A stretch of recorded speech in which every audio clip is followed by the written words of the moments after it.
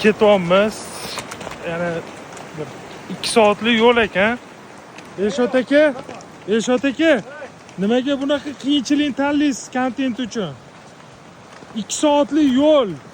Yo, bu tog'ga kelguncha 2 soat. Men otda 2 soatda chiqish kerak.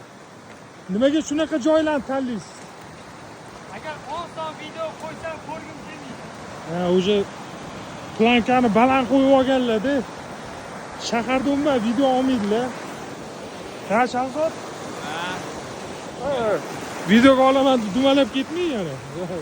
Lekin suv oqishini qaranglar. Tepalikka chiqib ketyapmiz.